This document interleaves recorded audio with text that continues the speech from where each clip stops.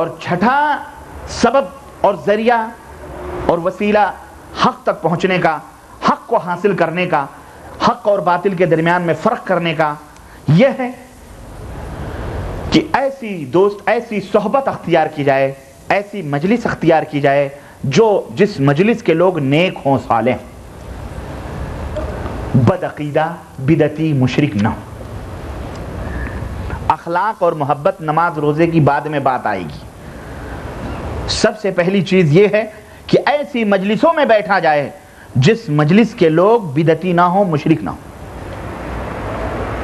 ان کا ایمان اور عقیدہ درست ہو، سچا ہو، صحیح ہو، اس کے بعد ان کا عمل بھی درست اور صحیح ہو، رسول اللہ صلی اللہ علیہ وسلم کے فرمان کے مطابق ہو۔ صرف دعوے نہ ہوں کہ داڑھیاں لمبی لمبی کر لیں، چگے پہن لیے، ہری ہری پگڑیاں، لال لال ٹوپیاں لگا لیں، خلاص یہ سب سے بڑے عاشق رسول ہو گئے۔ نہیں، ایمان اور عقیدہ صحیح ہونا چاہیے۔ ایمان اور عقیدہ سب سے بنیادی امر ہے، بنیادی چیز ہے۔ تو ایسی صحبتیں اختیار کی جائیں جس میں مسلمان موحد متبعین سنت ہوں، ایسی صحبتوں میں بیٹھو۔ اگر تم مشرکوں، بدعتیوں میں اور جا کر کے انہی لوگوں کے اندر بیٹھو گے جو بدعت اور شرک پھیلا رہے ہیں تو کبھی ہدایت نہیں مل سکتی۔ ان کی صحبتوں سے الگ ہو کر اچھے اور نیک اور موحد اور کتاب و سنت پہ عمل کرنے والوں کی صحبتوں میں بیٹھو۔ انشاءاللہ ان کی صحبتوں کی برکت سے اللہ تمہیں ہدایت کے راستے آسان فرما دے گا۔ اور یہ آخری یہی وجہ ہے کہ ہماری صحبتوں میں بیٹھنے سے یہ لوگ آپ کو منع کرتے ہیں۔ نہیں، ہمارے یہاں تو باقاعدے تقریروں میں کہتے ہیں کہ وہابی سے ہاتھ ملاؤ تو 7 مرتبہ صابن سے ہاتھ دھلو۔ کیوں؟ اس لیے کہ تم ناپاک ہو گئے۔ نعوذ باللہ، وہابیوں سے شادی بیاہ بند، وہابیوں سے نکاح بند، وہابیوں سے تجارت بند، وہابیوں کے مسجدوں میں نماز پڑھنا بند، وہابیوں کے پیچھے نماز پڑھنا حرام۔ یہاں تک کہ بریلی کے خان صاحب جو اعلیٰ حضرت کے نام سے یاد کیے جاتے ہیں، ہمارے ملکوں میں جن کے ناموں کی کانفرنسیں ہوتی ہیں، انہوں نے تو یہاں تک فتویٰ دیا ہے کہ اگر کسی نے کسی وہابی کے پیچھے جان بوجھ کر کے نماز پڑھ لی تو اس کا نکاح ہی ٹوٹ گیا۔ ہم نے کہا غلطی کی شوہر نے تو بیوی بیچاری کیوں بیچاری ٹھوکریں کھا رہی ہے؟ لیکن کہتے ہیں نہیں، نکاح ٹوٹ جائے گا اس کا۔ بڑے ہوشیار لوگ ہوتے ہیں یہ لوگ۔ کیوں؟ اس لیے کہ ظاہر نکاح ٹوٹ جائے گا تو بیوی بھی نہیں جائے گی، یہ بھی نہیں جائیں گے، دونوں دور رہیں گے۔ کوئی اور بہانہ ہوتا تو بات الگ ہوتی۔ تو نکاح توڑنے کا آدمی ڈر جاتا ہے بڑی جلدی، سمجھ رہے ہیں؟ اللہ کی قسم کھلاؤ کھا لے گا، لیکن اس سے کہو یہ قسم کھاؤ کہ اگر میں نے یہ کام نہیں کیا تو میری بیوی کو طلاق، تو وہ اپنی زبان سے کبھی نہیں کہے گا۔ کہے گا؟ نہیں کہے گا، جھوٹی قسم کھا لے گا لیکن طلاق کے بارے میں زبان نہیں کھولے گا۔ اس لیے خان صاحب نے کہا ان کی مجلسوں میں نہ جاؤ۔ یہاں تک کہ ہمارے دوسرے پارٹی کے جو 19ویں صدی بیچارے خان صاحب گروپ کے جو دوسرے لوگ ہیں، دیوبند کے گروپ کے ہمارے بیچارے، انہوں نے تو کہا ان کے پیچھے نماز بھی پڑھنا مکروہ تحریمی ہے۔ کیوں معلوم ہے؟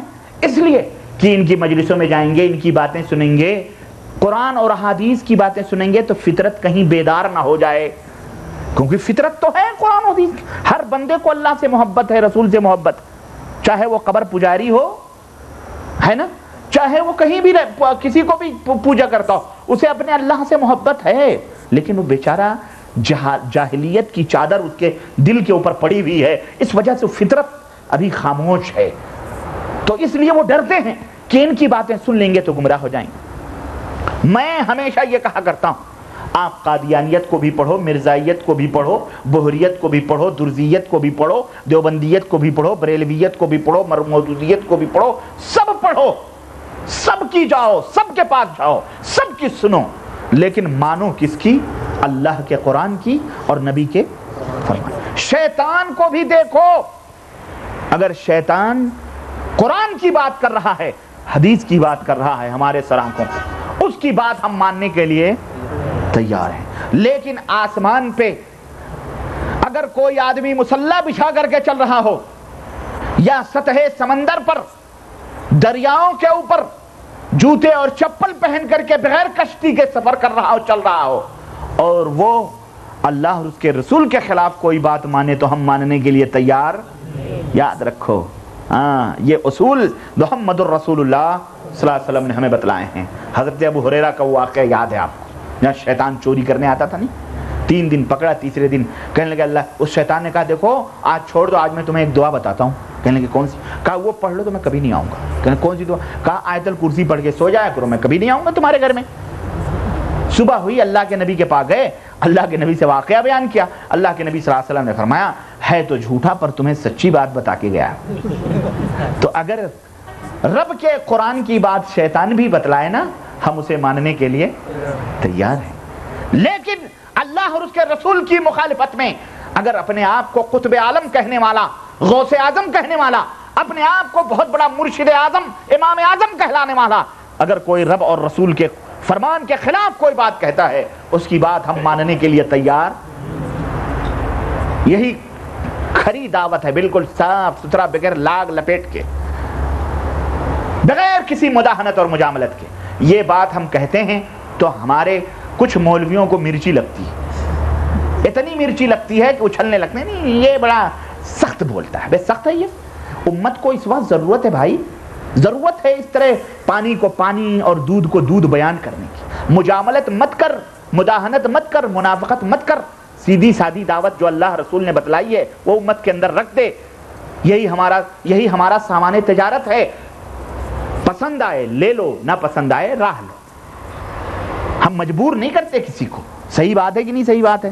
آپ کو حق چاہیے کہ نہیں چاہیے, ہدایت چاہیے کہ نہیں چاہیے؟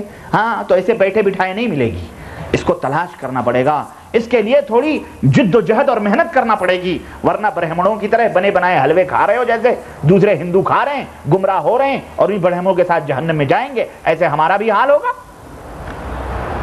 آج ہندوؤں کے دماغوں کے اوپر تالے لگا کر برہمن بیٹھا ہوا, خلاص وہ اپنے باپ داداؤں سے کرتے آ رہے ہیں, شنکر کنکر پتھر پوج رہے ہیں, یہ بھی پوج رہا بیچارہ. اس کو پتہ ہی نہیں اس کا پیدا کرنے والا کون, اس کو روزی دینے والا کون, ماں کے پیٹ میں اس کی شکل صورت بنانے والا کون, اس کو کوئی بتلانے والا نہیں. وہ مسلمان جو آئے تھے بتلانے کے لیے وہ بھی اندھیروں کے مسافر ہو گئے. جو اجالوں کے ہم سفر تھے آج اندھیروں میں وہ بھی بھٹک رہے ہیں. وہ بھی دیکھ رہا ہے یہ مندر میں جا رہا ہے, یہ مزار پہ جا رہا ہے, ہمیں ان میں فرق کیا ہے؟ یہاں بھی ناریل پھوٹ رہی ہے, وہاں بھی ناریل پھوٹ رہی ہے, یہاں بھی جلیبیاں چڑھائی جا رہی ہیں, وہاں بھی جلیبیاں چڑھائی جا رہی ہیں, وہاں بھی مہنت بیٹھا ہوا پجاری, یہاں بھی مجاور بیٹھے ہوئے ہیں پجاری. مجاور اور پجاری دونوں میں بڑی موافقت بھی ہے. ایک جگہ پے ہے, ایک جگہ میم ہے, تو وہاں پے ہے یہاں میم ہے. یہاں مجاور ہے, مسلمان ہے, میم سے مسلمان آتا ہے نہیں, تو مجاور, وہاں پجاری پنڈت, وہاں دونوں اس امت کے بیڑے کو غرق کیا ہوا انہوں نے, ایک ہی کیٹیگری کے دونوں کے ہیں. اس لیے میرے عزیزوں, میرے دوستو, آج ہم سب سے بڑی رکاوٹ اسلام کی تبلیغ اور اس کی نشر و اشاعت میں بنے ہوئی ہیں. تو کہنے کا مطلب یہ ہے کہ صحبت اچھی ہوگی تو تمہیں اچھی بات ملے گی, قرآن و سنت کی بات ملے گی.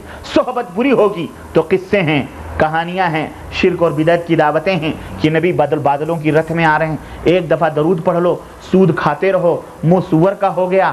آئے اللہ کے نبی آئے, اس کے منہ پر ہاتھ پھیرا تو اس کا منہ چمکنے لگا. ہم نے کہا بھیا یہ تو درود کا, نماز کا اتنا بڑا فائدہ نہیں ہوا جتنا بڑا ایک دفعہ درود کا ہو گیا. اور اللہ کے نبی کو کیسے پتا چل گیا ہے کہ نہیں؟ پوچھے حضرت جی سے, کوئی بڑی لال لال کتابیں لکھ کے گئے ہیں, کہتے ہیں جب میرا دماغ خراب تھا تو میں نے یہ کتاب لکھی. اللہ کی قسم ڈاکٹروں نے منع کر دیا تھا, ڈاکٹروں نے کہا تھا دماغی کام مت کریو. کہنے لگے ایسی فرصت میں جب مجھے دماغ کا کام کرنے سے منع کر دیا گیا تھا تو میں نے سوچا چلو کچھ کرتے ہی رہیں, اگر لوگوں کو پسند آ گئی تو اچھی بات ہے, امت کے اندر مقبول ہو جائے گی, نہیں تو یوں ہی ہمارا وقت تو گزر جائے گا. تو یہ وقت گزاری کے لیے لکھی گئی کتاب ہے جسے امت میں نصاب تعلیم کے نام پر نعوذ باللہ اس کو رائج کیا گیا ہے. نبی رحمت صلی اللہ علیہ وسلم نے اور اللہ نے ہمیں ایک تبلیغی نصاب دیا ہے, پتہ ہے وہ کیا ہے؟ وہ قرآن کریم ہے, ترکت فیکم امرین لن تضلوا ما تمسکتم بہما. وہ تبلیغی نصاب نبی نے مرنے سے 17 دن پہلے وصیت کی تھی کہ یہ تبلیغی نصاب چھوڑ کے جا رہا ہوں. وہ ایک رب کا قرآن ہے اور ایک محمد الرسول اللہ صلی اللہ علیہ وسلم کی سنت ہے. جب تک تم ان دونوں کو لازم پکڑے رہو گے لن تضلوا, ہرگز گمراہ نہیں ہو سکتے ہو, کبھی بھی گمراہ نہیں ہو سکتے. آج اس اللہ کے اور رسول کے فرمان کو چھوڑ کر تم نے 14 صدی کے اس دماغ خراب والے مولوی کی یہ کتابیں پڑھنا شروع کر دی, تمہارا دماغ خراب ہو گیا, گمراہیت کی راہوں پہ جا رہے ہو. آج یہ بھی عقیدہ بیان کیا جا رہا ہے کہ ایک آدمی کے پاس ایک بال تھا, تبرکن اس کو رکھتا تھا, دونوں بھائیوں میں جھگڑا ہوا, بٹوارا ہوا, تو اس نے کہا کہ اب یہ بال بھی کاٹ کے بانٹو, بال بھی کاٹ کے बांटो। उसने कहा नहीं, तुम हमारा सब माल ले लो लेकिन ये बाल मैं नहीं काटूंगा। गोया ये भी अकीदा बतलाया जा रहा है कि नबी रहमत के बाल काटना भी क्या है, नबी की बोलो तौहीन है। तो क्या नबी बाल नहीं कटवाते थे? और जो नबी के जमाने में जिंदगी में काटते थे क्या वो गुनहगार थे? अस्तगफिरुल्लाह। ये 14 सदी का मुल्ली ये बहुत बड़ा आशिक रसूल हो गया। अल्लाह इन्हें हिदायत तब। ये अकीदा बताया जा रहा है जनाब, ये अकीदा।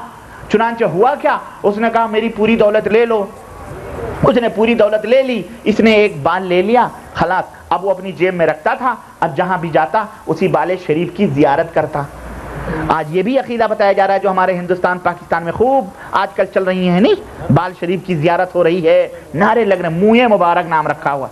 पता नहीं अल्लाह के नबी का बाल है, किसी घोड़े का बाल है, अल्लाह ही बेहतर जाने, न उसकी कोई हकीकत है न। और अगर हो भी नबी सल्लल्लाहु अलैहि वसल्लम का बाल तो उसमें क्या है? हमारे यहाँ एक मुफ्ती है, फकीह मिल्लत के नाम से, जिस मदरसे में पढ़ा करता था, अल्लाह की कसम, अल्लाह झूठ बोलने वाले पे लानत भेजे। हम तो बाकायदे उस दिन फजर के टाइम से नारे लगने शुरू होते और बड़े बड़े उलमा आते, जुगादरी उलमा क्या जाहिल होते, कब्र परस्त है ना, खा खा के मुसंडे मोटे मोटे हो जाते हैं कब्र परस्त। तो बड़े बड़े अल्लामा जो है नारे लगते, मुस्तफ़ा जाने रहमत पे लाखों सलाम, शमए बज़ में हिदायत पे लाखों सलाम। अब पढ़ते रहते घंटों और नारे तकबीर। फिर वो अलमारी खोली जाती, फिर उसमें से एक मर्तबान निकाला जाता, उस मर्तबान में एक चांदी का इतना बड़ा गोला होता, उस गोले के ऊपर शीशी में इतनी बड़ी कोई चीज होती। वल्लाह मैंने तो नहीं देखा, मैं हमेशा उसी कमरे में झाड़ू मारता था, हमेशा अजान देता था और मेरी ये जिम्मेदारी थी, लेकिन मैंने कभी वो बाल नहीं देखे। बाद में उसको लाया जाता और फजर फिर मिलाद होता, फिर ये कि शिरनियां तकसीम होती। वो मुफ्ती की बात आज भी मेरे कानों में गूंज रही है। वो कहता था कि ये बाले शरीफ जो है अब ये बढ़ रहा है। अस्तगफिरुल्लाह, अल्लाह की कह रहा है गुज़श्ता साल तो बहुत छोटा था, आज ये नबी का मुँह मुबारक इतना बड़ा हो गया और देख लो इसमें साया भी नजर नहीं आता। मैंने कहा बेगैरत, अगर मेरे बाल हो तो उसके साये नजर नहीं आएंगे, इसका ये तो पता ही नहीं, इतने बड़े छोटे बाल का साया नजर आएगा। इस तरह से उम्मत को गुमराह किया जा रहा है। इस तरह उम्मत को वल्लाह बता रहा हूं, एक नहीं दो नहीं लाखों 75% लोग जलील और बर्बाद हो रहे हैं, गुमराह हो रहे हैं। मुसलमानों, तुम्हारी जिम्मेदारियां हैं ये।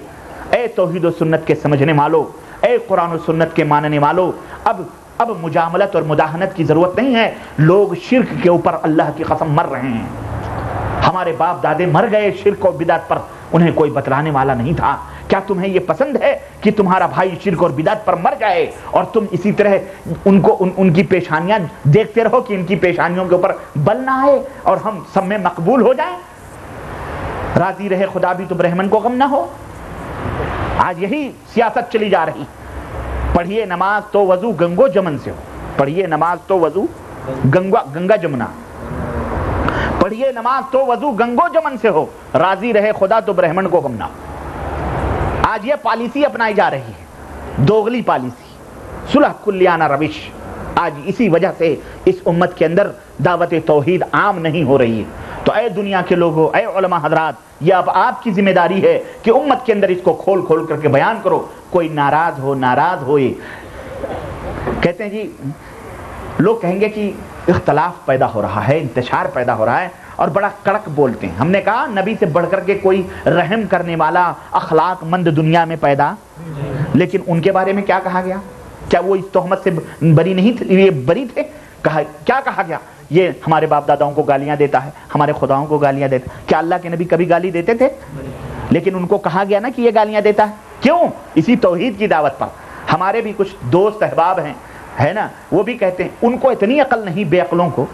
हमारे अपने मौलवी लोग हैं, इतने बेअकल हैं वो, उनको इतनी अकल नहीं। बेमियां नबी की सीरत का तुम्हें पता नहीं कि नबी करीम सल्लल्लाहु अलैहि वसल्लम ने जब दावत तौहीद दी तो उनको नहीं कहा गया ये घर घर में इख्तलाफ पैदा कर रहा है, ये घर घर में इंतशार पैदा कर रहा है, कबीले को बांट रहा है? क्या उनके बारे में नहीं कहा गया इसकी जुबान बड़ी तेज है, ये तो बदअखलाक है, ये हमारे माबूदों को गालियां देता है, नऊज़ बिल्लाह? तुम क्या जवाब दोगे इसका?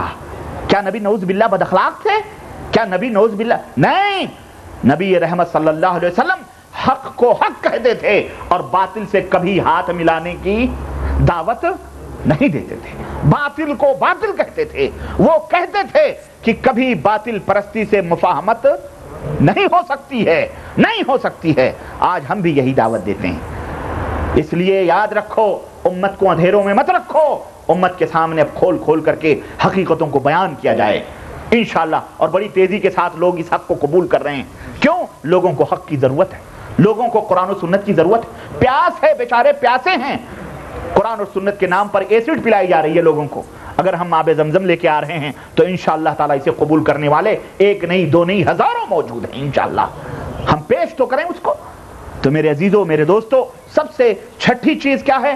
ہماری صحبتیں اچھی ہونی چاہیے۔ موحدین متبعین سنت کی صحبتوں میں بیٹھو اور بیٹھ کر کے وہاں قرآن و سنت کا درس لو۔ اور اللہ نے توفیق دی ہے، آج مملکت سعودی عربیہ کے اندر، یہ ریاض کے اندر جو ہے 25 جالیات، 15-20 جالیات جو قائم ہیں، یہ اللہ کا شکر ادا کرو جہاں قرآن و سنت کے درس ہو رہے ہیں۔ اس میں بھی کچھ منافق بیٹھے ہوئے ہیں، اس میں بھی قرآن